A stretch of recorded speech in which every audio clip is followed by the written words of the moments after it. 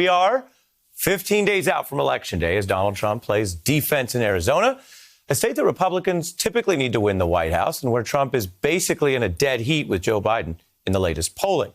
The president still struggling to find a closing argument that's focused on Americans' daily lives. He's under fire today instead for stoking autocratic rhetoric against Democrats. Meanwhile, Biden doing prep for the final debate on Thursday.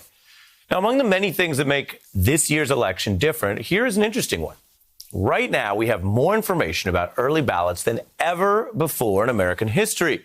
That's because of the pandemic, with so many more rolling in, including a brand new and rich trove of data about early votes. That means both mail and in person that we just got. So we've got some fascinating numbers at a level we've never seen this early. I'm going to go through a few with you right now before we bring in our top guests. Here's one early headline. Turnout is not just up a bit or up double from last cycle. It is now 4 times the turnout at this point in 2016. What you're looking at is a whopping 29.6 million early votes in. Now, there is nothing automatic about that. Even if you watch the news and you pay attention and you think, well, it's 2020, there was going to be a lot of interest. That number tells us something now that we didn't know a week ago. For all the talk about pandemic voting, we didn't know that people would be turning out this much, this early. This universe of early voters is now expanding. Now, that's a civics takeaway, high early turnout. If you're into democracy, it's a good thing. It doesn't tell you anything about each individual candidate. There's also, though, for you right now, I want to give you some of the political clues. And here we see good, measurable news for Joe Biden. In the 16 states which release data on party registration and mail ballots, meaning these states that do that by law, some allow it, some don't. But in the ones that we have, you can see right here, Democrats absolutely crushing. They are doubling Republican early turnout with about 6 million ballots in, as opposed to just under 3 million for Republicans. Now, only a couple of states, a few states show their in-person early voting, but we have that too in this new data set that I'm telling you about. And Democrats have a small edge in those 8 states that do that. Now, these numbers suggest that Joe Biden is right now banking an early lead. I'm not talking about state polling. I'm not talking about projections. I'm talking about votes cast. And it suggests that the Biden campaign's emphasis on early and mail voting is, as a practical matter, working right now.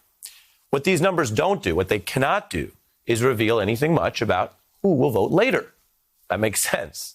If turnout is up across the board, great. But later turnout, future voting could still change. It could still swing Republican. And that's especially true this year because, as we know, as I'm sure you've noticed, Donald Trump has been pushing hard for his supporters to vote in a certain way, to vote in person, especially on Election Day. Not necessarily right now. But if turnout is not even, then Democrats could hold the edge I just showed you and still build an edge later. That would provide for a wide margin. And then there's the third thing, that things can always change at this week's debate or from some other external event, which would change potentially the preferences of future voters. Now, that's still good news for Biden because these preferences have been locked in. In other words, if something happened that helped Trump in the future, all these votes cast already were under today's reality before anything changed. To put it pretty simply, if you offered campaigns a sort of a blind taste test right now to pick a position, every campaign in the business would pick Biden's position. They'd want to be where he's at right now over Trump because based on what is known, he's up. Now, even if the surge in early voting leaves the majority of votes open in the future, which means nobody can predict what comes after this. Hey, I'm Ari Melber from MSNBC. You can see more of our videos right here, or better yet, subscribe to our YouTube channel below.